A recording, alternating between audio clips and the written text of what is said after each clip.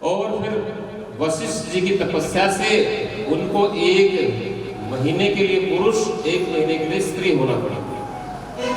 ये व्यवस्था की। उनके पुत्र पुरुरवा हुए हैं। पुरुरवा के मनु के 10 पुत्र और भी हुए हैं। मनु के जो सरियाती हैं, सरियाती की पुत्री है सुकन्या। सुकन्या का विवाह च्यवन ऋषि से हुआ है। च्यवन ऋषि की कथा हम जानते हैं। सुकन्या एक बार जंगल में गई, उसके साथ पिता भी थे और सेना भी थी। तो एक मिट्टी के टीले में उसे 2 प्रकाश पुंज दिखाई दिए और कहते हैं कि सुकन्या ने घास का तिनका कुशा उठाई और जैसे उन छेदों में डाली तो उनसे खून की धारा निकली। राजा को सूचना हुई। राजा ने वो मिट्टी हटवाई तो वहां च्यवन ऋषि तपस्या कर रहे थे, लेकिन उनकी दोनों आंखें फूट गई। जिनको सुकन्या ने अपना खुद का दोष माना और दोष भी उन्हीं का था, राजा ने उस पुत्री को सेवा के लिए च्यवन ऋषि के पास ही छोड़ दिया। च्यवन ऋषि ने कहते हैं देव वैद्यों की अश्विनी कुमार की सहायता से अपने शरीर को पुनः जवान कर लिया और युवावस्था प्राप्त की। और युवावस्था के बदले अश्विनी कुमार को यज्ञ में कोई भाग नहीं मिलता था, तो च्यवन ऋषि ने सबसे पहले यज्ञ किया और उस यज्ञ में अश्विनी कुमारों को यज्ञ का भाग दिया। इंद्र ने मना किया कि ये यज्ञ के अधिकारी नहीं है, लेकिन च्यवन ऋषि नहीं माने। इंद्र ने कहा कि मैं वज्र प्रयोग करूंगा। च्यवन ऋषि की तपस्या इतनी उग्र थी, उन्होंने इंद्र की कोई परवाह नहीं की। इंद्र ने जैसे ही वज्र प्रहार करना चाहा, च्यवन ऋषि ने अपनी तपस्या से इंद्र को स्तंभित कर दिया। इंद्र भी कुछ नहीं कर पाए और निराश होकर के लौट गए। तो ये तपस्या का फल है। तपस्या किसी भी शक्तिशाली व्यक्ति को स्तंभित कर सकती है। तो च्यवन ऋषि की कथा के बाद 9वें स्कंद में मनु के 10 पुत्रों का फिर वर्णन है। 10 पुत्रों में जैसे पहले घर में पहली फसल आती है तो कुछ अनाज हम किसके लिए निकालते हैं? साधुओं के लिए, सन्यासियों के लिए, मंदिर में देते हैं। ऐसे ही मनु के 10 पुत्रों में एक पुत्र पहले ऋषियों को समर्पित कर दिया, वो अवधूत हो गए। दूसरे पुत्र की कथा है। दूसरे पुत्र को गुरु के आश्रम में गए तो गलती से उनसे गाय की हत्या हो गई और गुरुजी ने आदेश दिया कि तुम प्रायश्चित करो, तपस्या करो आजीवन। तो वो भी खुश हुए कि ये बहाना था और ये आजीवन तपस्या का मौका मिला। मनु के तीसरे पुत्र हैं व्यवस्वत मनु के, नाभाग हैं। तीसरे पुत्र जो है ना, वो पढ़ लिख करके लौटे। जब घर आए तो घर की सारी संपत्ति, ध्यान देने की बात है, घर की सारी संपत्ति अन्य बेटों ने बांट ली। वो जो आए उन्होंने कहा भाई मेरी संपत्ति, मेरा हिस्सा। तो कहते हैं उन्होंने कहा कि तुम्हारे हिस्से में तो पिताजी आए हैं, पिताजी को तुम ले जाओ। तो वो बड़ा प्रसन्न हुआ क्योंकि विद्वान था, पिता की सेवा की। पिता ने कहा कि देखिए बुजुर्गों के पास बुद्धि होती है, सद्बुद्धि होती है, अच्छी राय होती है। तो पिता की सेवा की। पिता ने कहा कि यहाँ से थोड़ी दूर एक यज्ञ कर रहे हैं राजा लोग और ब्राह्मण लोग, मंत्र को बार बार भूल रहे हैं, तो तुम जाके उनको मंत्र याद दिलवाओ, वो प्रसन्न होंगे और तुम्हें बहुत सा धन मिलेगा। तो पिता की आज्ञा से वो गए और जो मंत्र वो भूल रहे थे उन मंत्रों को उन्होंने याद दिलवाया और याद दिलवाने से यज्ञ में जो बचा हुआ भाग था वो सब उन्हीं को समर्पित कर दिया। अब वो जैसे ही उस बचे हुए धन को उठाने लगे तो कहते हैं यज्ञ में एक काले व्यक्ति जो रुद्रदेव थे वो प्रकट हुए। उसने कहा कि ब्राह्मण कि सावधान, कि ये जो बचा हुआ यज्ञ में बचा रहता है उसमें मेरा अधिकार रहता है, मैं रुद्र हूं। उन्होंने कहा कि ये तो मुझे मिला है कि नहीं, तुम शास्त्रनिष्ठ हो लेकिन तुम्हें पता नहीं, अपने पिता से जाके पूछो। उसने पिता से आके पूछा, पिता ने कहा कि ठीक है, ये सही बात है, जो यज्ञ में अवशिष्ट बचता है वो रुद्र का भाग होता है। तो वापस आए और उन्होंने कहा कि ये आपका ही भाग है, आप इसको स्वीकार करें। तो रुद्रदेव प्रसन्न हो गए और बहुत सा धन उनको दिया। तो कथा का सार ये है कि माता पिता की सेवा से व्यक्ति की सामर्थ्य और समृद्धि बढ़ती है। अब यज्ञ में भी हम आहुति देते हैं, जो सामग्री बच जाती है उसको हवन कुंड में नहीं डालते क्योंकि वो रुद्र का भाग है, उसको ऐसे ही रहने देते हैं। बाद में उसको उठा करके हम नदी में प्रवाहित करते हैं। तो जो सामग्री गिर जाती है उसको उठा के दोबारा यज्ञ कुंड में नहीं डालना होता। तो इस प्रकार उनके फिर पुत्र हुए नाभाग, उनके नाभाग के पुत्र थे अम्बरीश। अम्बरीश की कथा बड़ी प्रसिद्ध है। अम्बरीश एकादशी का व्रत करते थे, भगवान नारायण के भक्त थे, जैसे आज एकादशी व्रत है। एकादशी व्रत की ये विशेषता है कि गृहस्थी को एकादशी का व्रत द्वादशी में खोल लेना चाहिए। और ऋषि दुर्वासा आए, उन्होंने दुर्वासा को निमंत्रण दिया कि आप मेरे घर कल भोजन करना। और ऋषि दुर्वासा जो है क्रोधी हैं, स्नान के लिए चले गए। आने में देर हो गई। राजा अम्बरीश ने देखा कि द्वादशी जो है ना वो एक घड़ी की बची है और ये बीत जाएगी तो त्रयोदशी लग जाएगी, मेरा व्रत पूरा नहीं होगा। उन्होंने ब्राह्मणों से सलाह की। ब्राह्मणों ने कहा कि तुम जल पी लो, जल पीने से भी व्रत खोला हुआ माना जाता है। अब वो जैसे ही जल पी रहे थे तो दुर्वासा की दृष्टि उनके पड़ी। दुर्वासा जी आ गए और दुर्वासा ने ये समझा कि इसने तो भोजन कर लिया, ब्राह्मण को निमंत्रण दिया। और ब्राह्मण को भी मुझ जैसे ब्राह्मण को, दुर्वासा तपस्वी थे, क्रोध भट्टारक उनकी उपाधि है, क्रोध उनकी जीवा पे ही रहता था। तो उन्होंने सोचा कि राजा ने भोजन कर लिया, मेरे को भोजन करवाया नहीं, और ये कैसा पाखंडी है। अपनी केस में से एक जटा में से एक केस उखाड़ा और पृथ्वी पे पटका और उससे कृत्या उत्पन्न हुई। कृत्या होती है प्रज्वलित अग्नि, अग्नि का एक गोला, वो अम्बरीश की ओर चला। और कहते हैं कि अम्बरीश ने नारायण को स्मरण किया और तभी सुदर्शन चक्र बीच में आया, उसने उस अग्नि के गोले को नष्ट कर दिया और वो सुदर्शन चक्र दुर्वासा के पीछे लग गया। कहते हैं दुर्वासा तीनों लोकों में भटके हैं। ब्रह्मा जी के पास गए, भगवान शिव के पास गए, दोनों ने मना कर दिया कि जिसका अपराध हुआ है उन्हीं की शरण में चले जाए। विष्णु लोक में गए, विष्णु ने भी कह दिया कि अहम भक्त पराधीनो, कि मैं तो भक्त के अधीन रहता हूँ, मैं भी कुछ नहीं कर सकता। जाना है तो अम्बरीश के पास जाओ और वहां क्षमा याचना करो। तो कहते हैं कि पुनः दुर्वासा लौट करके राजा अम्बरीश के पास आए और क्षमा मांगी। और अम्बरीश कहते हैं कि हे ऋषिदेव, मैं आपके इंतजार में हूँ, 1 वर्ष का समय हो गया। इस दौरान 1 वर्ष तक कहते हैं राजा अम्बरीश ने अपना व्रत नहीं खोला। तो ये व्रत की महत्ता है और नारायण की कृपा है। दुर्वासा जैसे ऋषि को भी इस बात का पछतावा हुआ कि मैंने एक भक्त के ऊपर मारण प्रयोग किया। तो भगवान जिसकी रक्षा करते हैं उसको कोई भय तीनों लोकों में नहीं है। बोले भक्त वत्सल भगवान की। और दुर्वासा, देखो दुर्वासा अपने ऊपर ये जो कलंक लेते हैं, जो भी कथाएं हम दुर्वासा की सुनते हैं और ऋषियों की भी सुनते हैं क्रोध की, तो वो सब चीजें किस लिए है? एक बात ध्यान दे, दुर्वासा भी परम भागवत है। भक्तों का मान बढ़ाने के लिए वो ऐसे उपक्रम करते हैं जिससे ये पता लगे आम मनुष्य को कि भक्ति में कितनी ताकत होती है। तो दुर्वासा आदि की जो कथाएं हैं वो इसलिए होती हैं ताकि भक्त का महत्व लोग जान सके कि भगवान विष्णु की भक्ति में कितना सामर्थ्य है। दुर्वासा जैसे ऋषि को भी पीछे हटना पड़ता है। बोले भक्त वत्सल भगवान की। अब अम्बरीश के कुल में पुरंजन, और पुरंजनों में पुरंजन राजा हुए, उन्होंने देवताओं की सहायता की थी। देवताओं की सहायता अनेक राजाओं ने की है, यानी कि इस पृथ्वी लोक से भी राजा लोग इंद्र की सहायता के लिए पहले जाते थे। उन्होंने इंद्र को वाहन बनाया, शर्त रखी कि इंद्र की सवारी करूंगा मैं, इंद्र मेरा वाहन बने तब मैं युद्ध करूंगा।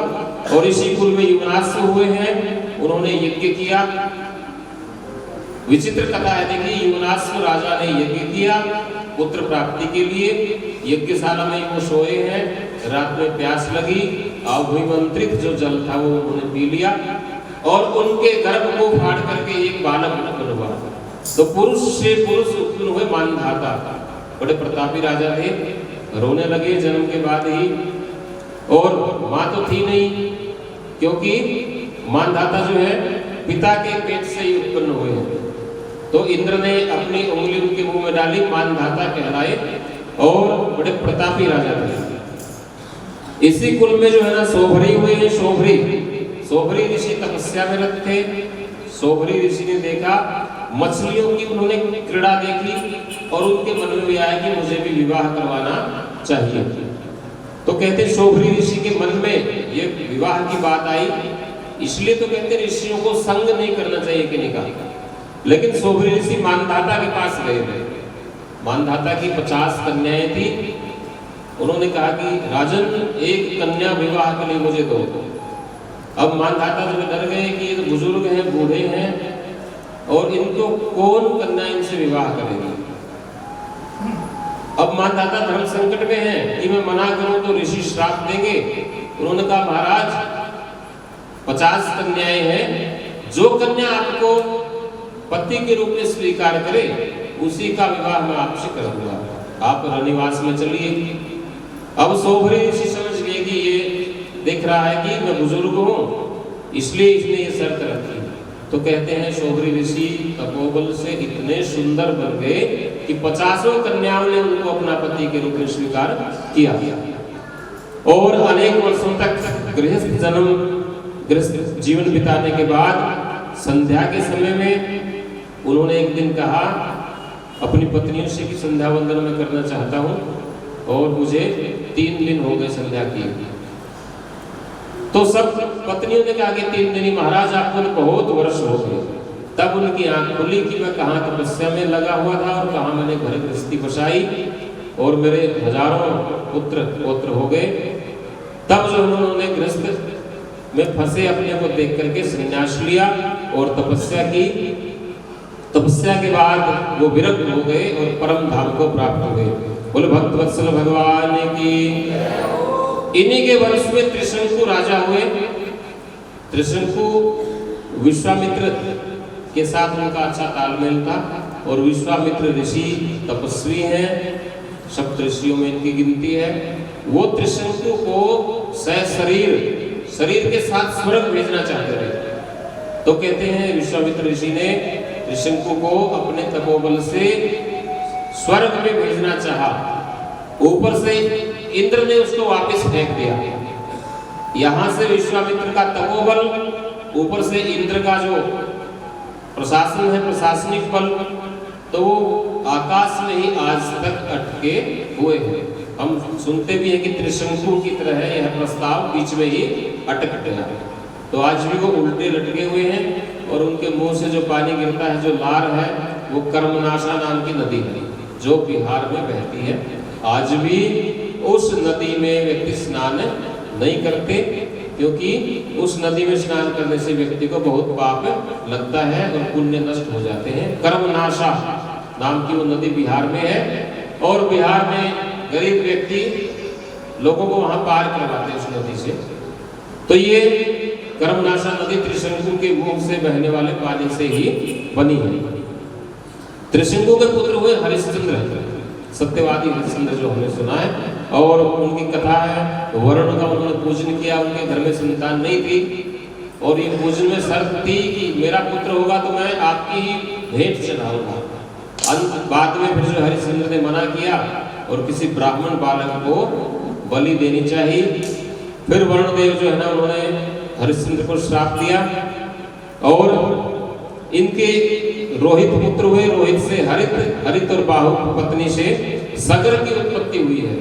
सगर गर होता है विष, यानी कि पत्नी, अनेक पत्नियां थी, किसी को संतान नहीं थी। संतान हो तो बाहु के संतान हो, एक पत्नी को गर्भ हुआ, और गर्भ हुआ तो बाकी जो पत्नियां थी उन्होंने ईर्ष्या में आके उसको जहर दे दिया, और भगवान नारायण ने रक्षा की। तो वो जहर पीकर भी वो बालक उत्पन्न हुआ, तो उसका नाम सगर कहलाया। तो ये भगवान की कृपा है। और सगर ने जो है ना अश्वमेध यज्ञ किया, कथा पूरा विश्व जानता है। सगर ने अश्वमेध यज्ञ किया, यज्ञ में घोड़ा छोड़ा, और घोड़े को इंद्र ने चुरा लिया कि यज्ञ पूरा ना हो, और कपिल ऋषि के आश्रम में पाताल लोक में उस घोड़े को बांध दिया। सगर के पुत्र हैं असमंजस।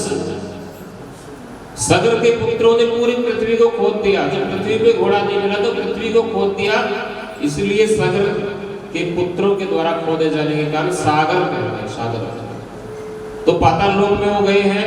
अंशुमान, असमंजस इनके पुत्र हुए, उनके पुत्र अंशुमान। अंशुमान ने घोड़ा खोज लिया और सगर के जो 60,000 पुत्र थे वो भी पहुंच गए थे घोड़े तक, लेकिन बुद्धि विनाश काले विपरीत बुद्धि। उन्होंने सोचा कि कपिल ऋषि ने घोड़ा चुराया है और उन्होंने कपिल ऋषि की तपस्या को भंग करना चाहा। ऋषि ने जैसे ही आंखें खोली 60,000 सगर के जो पुत्र हैं वो भस्म हो गए, राख का ढेर बन गए। लेकिन उनकी गति नहीं हुई, सदगति नहीं हुई। वो स्वप्न में दिखते थे कि हमारी सदगति कराओ। अंत में कपिल भगवान से प्रार्थना की। कपिल ने कहा कि गंगा ही इनको सदगति दे सकती है। गंगा को स्वर्ग से कौन लेके आए भूमंडल पे? तो उनके पुत्र हुए असमंजस, सगर के अंशुमान। अंशुमान ने गंगा को प्रसन्न किया। गंगा प्रसन्न नहीं हुई, भागीरथ आए। भागीरथ ने गंगा को प्रसन्न किया। 2-3 पीढ़ियां लग गई गंगा जी को प्रसन्न करने में। फिर गंगा जी ने शर्त रखी कि भूमंडल में मेरे वेग को कौन सहन करेगा। फिर कहते हैं भागीरथ ने भगवान शिव को प्रसन्न किया। शिव के सामने रखी शर्त, शिव को बता दिया कि गंगा जी कहती है कि भूमंडल में मेरे वेग को कौन संभालेगा। तो भगवान शिव ने कहा कि मेरी जटाओं में गंगा कूद जाएंगे, बोल देना वेग को मैं संभालूंगा। तो जटा कटा ऐसे भ्रमण निर्झरी, जटा रूपी कड़ाहे में गंगा जी जो है ना भटकती रही, जटाओं से निकलने का रास्ता नहीं मिला। तो पूरे वेग को और पूरे गंगा को भगवान भोलेनाथ ने अपने सिर पे धारण किया। गंगा को रास्ता ना मिला, भागीरथ फिर चिंतित हुए और बोले कि मेरे पूर्वजों की मुक्ति कैसे होगी, आप गंगा की धारा को मुक्त करें। तो भोलेनाथ ने अपनी जटा से गंगा को प्रकट किया। रास्ते में आगे आगे भागीरथ चले हैं, पीछे पीछे माँ गंगा। जन्नू ऋषि तपस्या कर रहे थे। गंगा ने फिर अहंकार में कहा कि मेरा वेग इतना प्रबल है कि ऋषि बह जाएंगे। ऋषि ने कहा कि गर्व की जरूरत नहीं है और तुम में सामर्थ्य है तो आ जाओ। तो गंगा को कहते वो 2.5 अंजलि में ही पी गई। फिर भागीरथ ने प्रार्थना की कि महाराज पूर्वजों की मुक्ति के लिए गंगा आई है, आप मुक्त करें। तो कहते हैं जन्नू ऋषि के कान से गंगा निकली। कान पवित्र माने गए हैं व्यक्ति के, दायां कान। तो दाएं कान में जो है पुण्य का निवास है। कई बार हाथ धोने के लिए जल ना हो तो कान का स्पर्श कर लेते हैं। तो कान से गंगा निकली है और फिर गंगा प्रसन्न हुई, पाताल लोक तक गंगा गई और वो जो राख की जो 60,000 ढेरियां थी उनका स्पर्श जब गंगा जल से हुआ तो पूर्वजों को मुक्ति मिली। बोली गंगा मैया की। गंगा जी वास्तव में आज भी जो ऋषि मुनि तपस्या करते हैं उनके कमंडलों में गंगा आ जाती है। तो गंगा का ये महत्व है। और पतित पावनी माँ गंगा 10,000 वर्षों तक कलयुग में पृथ्वी पे रहेगी। ये हमारा परम सौभाग्य है कि हम माँ गंगा के दर्शन और स्नान कर पा रहे हैं। बोले पतित पावनी गंगा मैया की। इसके बाद सूर्य वंश की कथा है। ये सूर्य वंश ही है। इसके बाद भागीरथ के वंश में राजा खटवांग हुए जिन्होंने एक घड़ी में ईश्वर को प्राप्त कर लिया। उनके पुत्र दीर्घबाहु, दीर्घबाहु के पुत्र रघु, रघुवंश रीत सदा चली आई। तो रघु के वंश में अज हुए हैं। अज के पुत्र दशरथ है और दशरथ के पुत्र भगवान राम। दशरथ परम तपस्वी थे। पुत्र रूप में इन्होंने मांगा था कि मेरे घर में भगवान पुत्र के रूप में भगवान जैसा पुत्र हो। भगवान ने कहा मेरे जैसा दूसरा कोई नहीं है, मुझे ही आना होगा।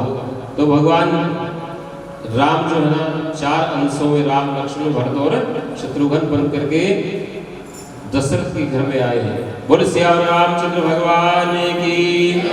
हजारों पुत्र पौत्र हो गए। तब जो उन्होंने गृहस्थ में फंसे अपने को देख करके संन्यास लिया और तपस्या की। तपस्या के बाद वो विरक्त हो गए और परम धाम को प्राप्त हो गए। बोले भक्तवत्सल भगवान की। इन्हीं के वंश में त्रिशंकु राजा हुए। त्रिशंकु विश्वामित्र के साथ उनका अच्छा तालमेल था और विश्वामित्र ऋषि तपस्वी हैं, सप्त ऋषियों में इनकी गिनती है। वो त्रिशंकु को शरीर के साथ स्वर्ग भेजना चाहते थे। तो कहते हैं विश्वामित्र ऋषि ने त्रिशंकु को अपने तपोबल से स्वर्ग में भेजना चाहा। ऊपर से इंद्र ने उसको वापस फेंक दिया। यहां से विश्वामित्र का तपोबल, ऊपर से इंद्र का जो प्रशासन है, प्रशासनिक बल, तो वो आकाश में ही आज तक अटके हुए हैं। हम सुनते भी हैं कि त्रिशंकु की तरह है यह प्रस्ताव, बीच में ही अटक गया। तो आज भी वो उल्टे लटके हुए हैं और उनके मुंह से जो पानी गिरता है, जो लार है, वो कर्मनाशा नाम की नदी है जो बिहार में बहती है। आज भी उस नदी में व्यक्ति स्नान नहीं करते, क्योंकि उस नदी में स्नान करने से व्यक्ति को बहुत पाप लगता है और पुण्य नष्ट हो जाते हैं। कर्मनाशा नाम की वो नदी बिहार में है और बिहार में गरीब व्यक्ति लोगों को वहां पार करवाते हैं उस नदी से। तो ये कर्मनाशा नदी त्रिशंकु के मुंह से बहने वाले पानी से ही बनी है। त्रिशंकु के पुत्र हुए हरिश्चंद्र, सत्यवादी हरिश्चंद्र जो हमने सुना है, और उनकी कथा है वरुण का उन्होंने पूजन किया। उनके घर में संतान नहीं थी और ये पूजन में शर्त थी कि मेरा पुत्र होगा तो मैं आपकी ही भेंट चढ़ाऊंगा। बाद में फिर जो हरिश्चंद्र ने मना किया और किसी ब्राह्मण बालक को बलि देनी चाहिए। फिर वरुण देव जो है ना, उन्होंने हरिश्चंद्र को श्राप दिया और इनके रोहित पुत्र हुए। रोहित से हरित और बाहु पत्नी से सगर की उत्पत्ति हुई है। सगर गर होता है विष, यानी कि पत्नी, अनेक पत्नियां थी, किसी को संतान नहीं थी। संतान हो तो बाहु के संतान हो, एक पत्नी को गर्भ हुआ और गर्भ हुआ तो बाकी जो पत्नियां थी उन्होंने ईर्ष्या में आके उसको जहर दे दिया और भगवान नारायण ने रक्षा की। तो वो जहर पीकर भी वो बालक उत्पन्न हुआ तो उसका नाम सगर कहता है। तो ये भगवान की कृपा है। और सगर ने जो है ना अश्वमेध यज्ञ किया, कथा पूरा विश्व जानता है। सगर ने अश्वमेध यज्ञ किया, यज्ञ में घोड़ा छोड़ा और घोड़े को इंद्र ने चुरा लिया कि यज्ञ पूरा ना हो, और कपिल ऋषि के आश्रम में पाताल लोक में उस घोड़े को बांध दिया। सगर के पुत्र हैं असमंजस। सगर के पुत्रों ने पूरी पृथ्वी को खोद दिया। जब पृथ्वी पे घोड़ा नहीं मिला तो पृथ्वी को खोद दिया, इसलिए सगर के पुत्रों के द्वारा खोदे जाने के कारण सागर कहते हैं। सागर तो पाताल लोक में वो गए हैं।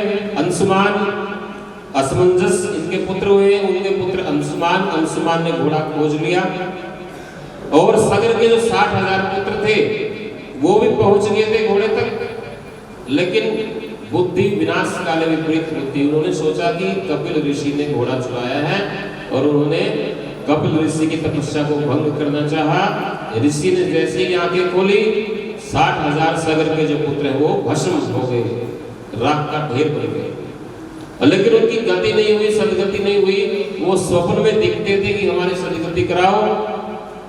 अंत में कपिल भगवान से प्रार्थना की। कपिल ने कहा कि गंगा ही इनको सदगति दे सकती है। गंगा को स्वर्ग से कौन लेके आए भूमंडल पे?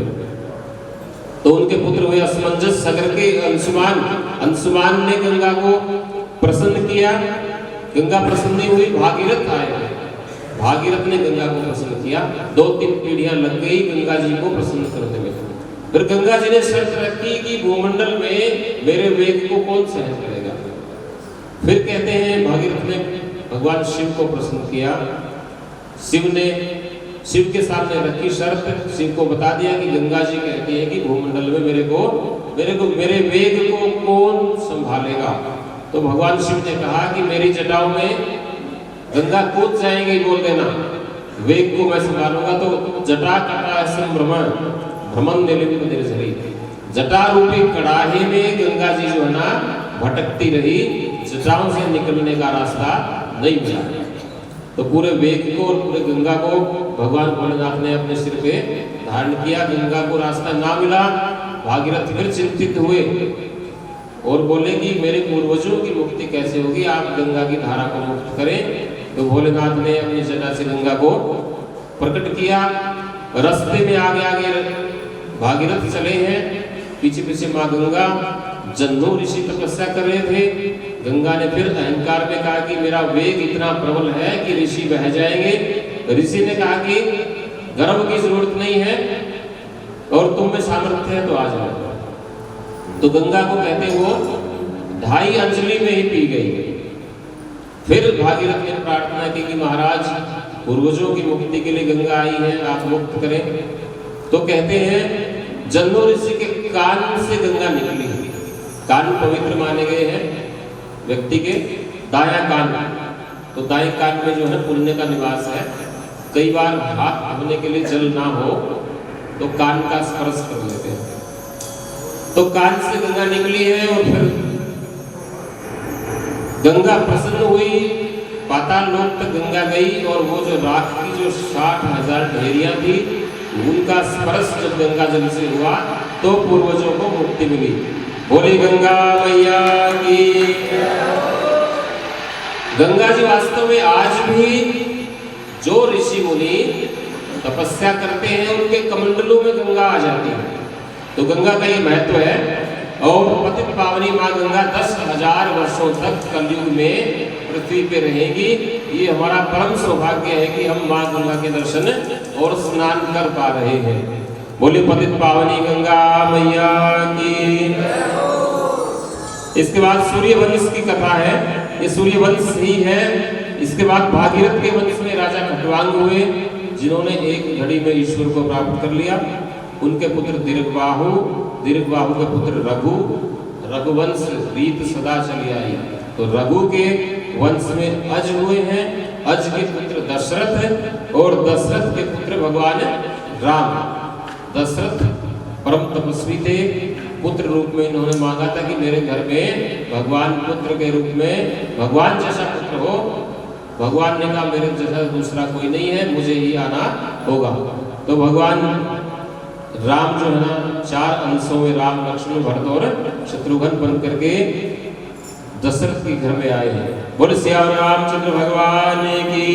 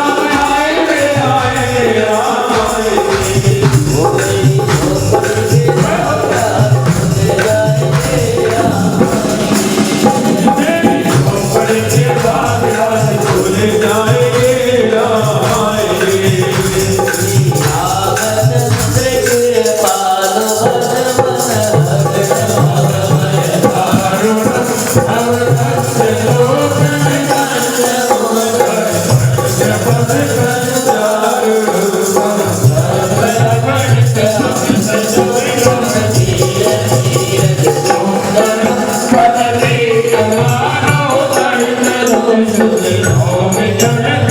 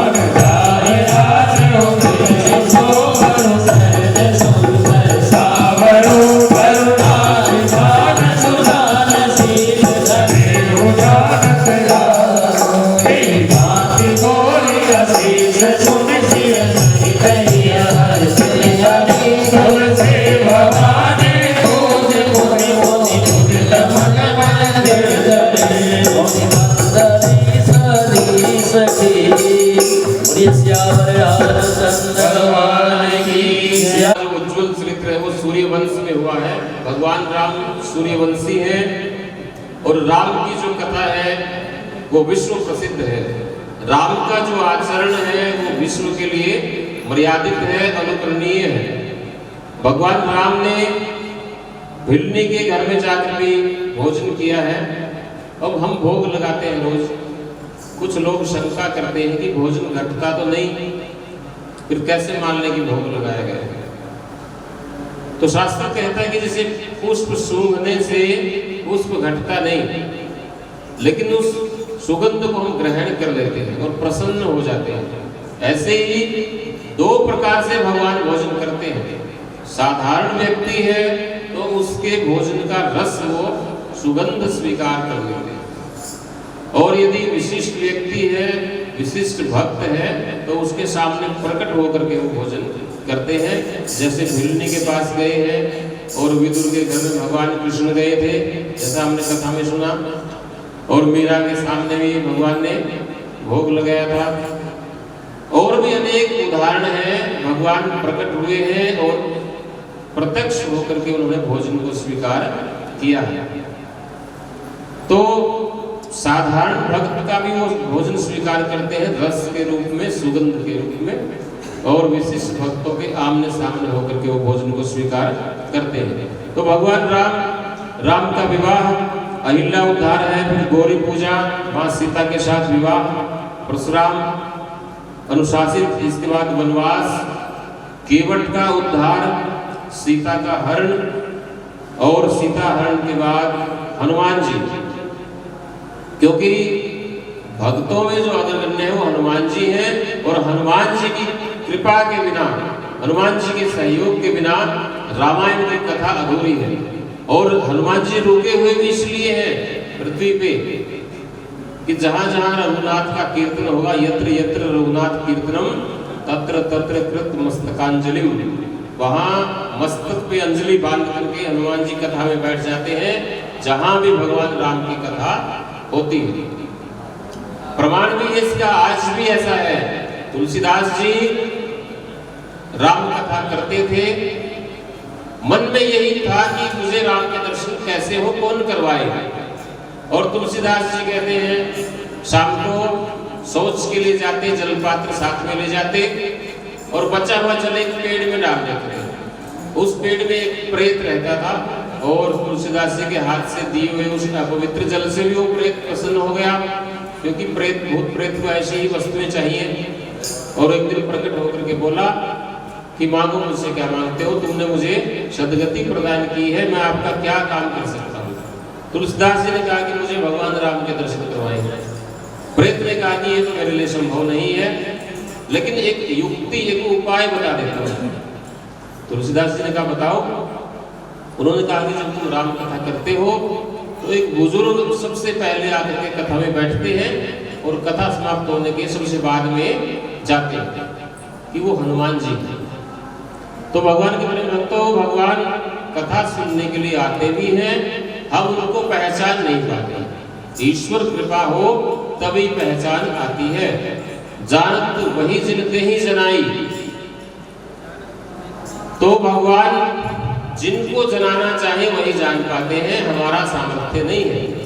तो तुलसीदास जी ने अगले दिन कथा की, तो वही एक बुजुर्ग आके बैठे, और सबसे अंत में जब वो जाने लगे तो तुलसीदास जी ने उनके पांव पकड़ लिए और कहा कि आप मारुति नंदन हनुमान जी हो, और आप मुझे भगवान राम से मिलाओ।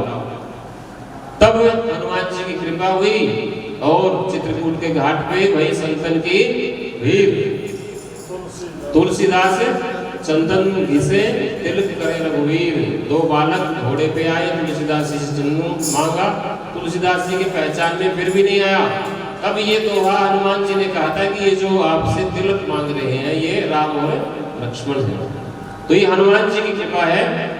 तो हम हनुमान जी की स्तुति करते हैं। बोलिए मारुति नंदन हनुमान की, और बालाजी महाराज की।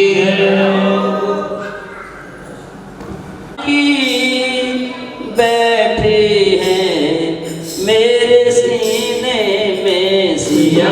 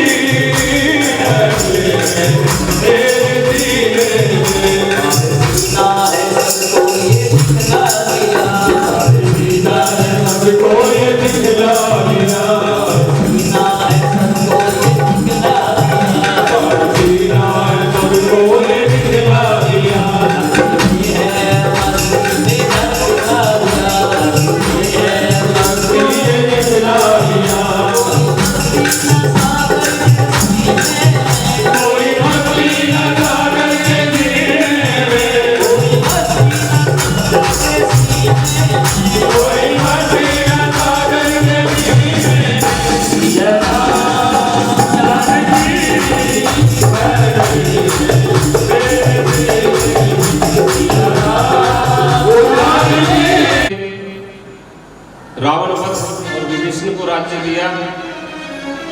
इसके बाद चंद्रवंश का वर्णन श्रीमद् भागवत में है। ब्रह्मा के पुत्र अत्रि, अत्रि और अनुसूया से चंद्रदेव की उत्पत्ति, चंद्रमा के पुत्र बुध, बुध के पुरुरवा और इसी वंश में जन्नु आदि हुए हैं। इसके बाद कुरुवंश में यदु कुरुवंश है, ऋचिक वंश है, ये भी यदुवंश है। यदुवंश में शूरसेन प्रतापी राजा है, शूरसेन, उनके पुत्र है वसुदेव और वसुदेव की 7 रानियां हैं। 7 की जो 2 रानियां मुख्य रोहिणी और देवकी। रोहिणी बलराम जी जिनसे उत्पन्न हुए हैं, संकर्षण अनंत देव के अवतार हैं। और देवकी, देवकी जो है ना कंस की बहन है।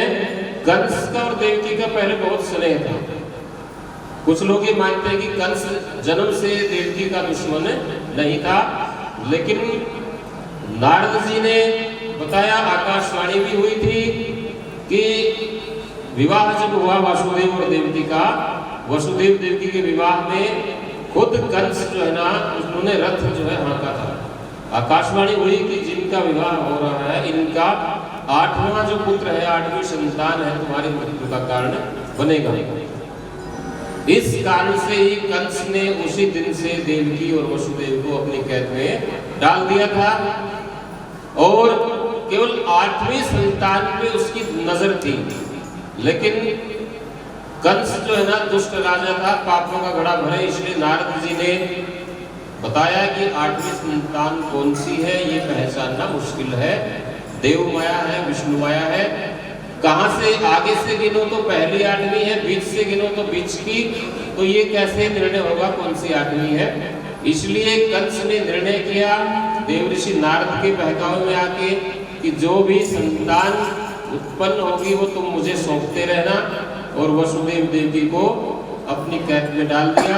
और कहते हैं कि इस प्रकार 6 जो संतानें हैं, 7वीं संतान क्षरित हुई, बलराम जी हुए जो विस्थापित हो गए, और कंस ने 6 संतानों को मारा। और 8वें जो गर्भ में भगवान नारायण भगवान कृष्ण के रूप में आए हैं।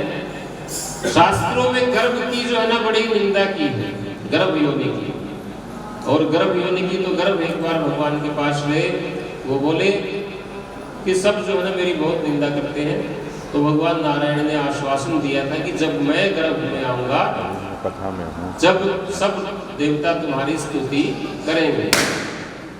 तो भगवान जब देवकी के गर्भ में आए हैं, सब देवताओं ने गर्भ की स्तुति की है। और भगवान सब जगह व्यापक है, वो गर्भ में भी आ सकते हैं दुष्टों के संहार के लिए और भक्तों को दर्शन देने के लिए। तो वसुदेव और देवकी प्रसन्न है। और भाद्रपद मास की वो रात्रि, अष्टमी की रात्रि है, चंद्रोदय के समय चंद्रवंश में भगवान का अवतरण हुआ है। और विष्णु माया से सारे जो पहरेदार हैं, पहरेदार अचेत हो जाते हैं। जिनको पता है माँ देवकी और वसुदेव ही जानते इस रहस्य को, क्योंकि पूर्व जन्म की इनकी तपस्या थी और ये वरदान इनको मिला था कि भगवान ही इनके गर्भ में आएंगे पुत्र के रूप में, पुत्र बन करके। तो अर्धरात्रि को चंद्रोदय के समय भगवान श्री कृष्ण का जन्म हुआ है। बोली बाल कृष्ण भगवान की जय हो। वसुदेव का अर्थ है शुद्ध अंतकरण और देवकी का अर्थ है शुद्ध बुद्धि। तो शुद्ध बुद्धि और शुद्ध अंतकरण में ही ईश्वर प्रकट हो सकते हैं। बोले बाल गोपाल भगवान की। तो भगवान का प्राकट्य हुआ है। प्राकट्य उत्सव को हम 1-2 स्तुति के माध्यम से प्रकट करते हैं। कृष्ण जन्म की आज की जो कथा है, चतुर्दिवसीय कृष्ण जन्म पर्यंत है। कल की कथाओं में भगवान गोकुल जाएंगे और बाल लीलाएं होंगी और बधाई दी जाएगी। आज के जन्म को कोई नहीं जानता, केवल देवकी और वसुदेव ही जानते हैं कि बालक उत्पन्न हो गया और उनको बड़ी भारी चिंता है कि इसको कंस से कैसे बचाया जाए। तो आइए हम लोग जानते हैं और या वसुदेव और देवकी जानते हैं कि भगवान कृष्ण का जन्म हो चुका है। बोले बाल कृष्ण भगवान की।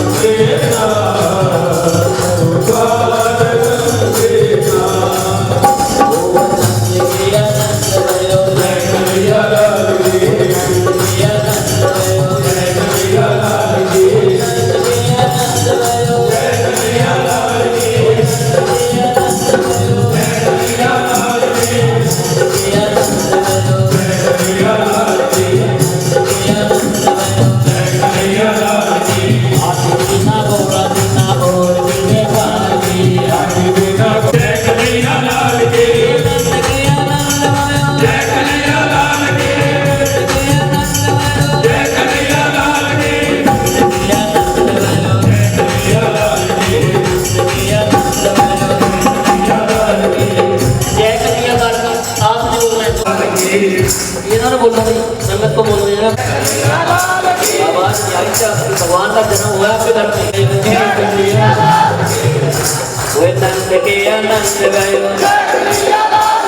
में। आनंद के आनंद भयो। इतनी संकट है, इसकी आवाज नहीं आ रही भैया, देख लो इसका लाभ उठा लो आप। आनंद के आनंद भयो। जय कन्हैया लाल की, जय कन्हैया लाल की, जय कन्हैया लाल की, जय कन्हैया लाल की, जय कन्हैया लाल की, जय कन्हैया लाल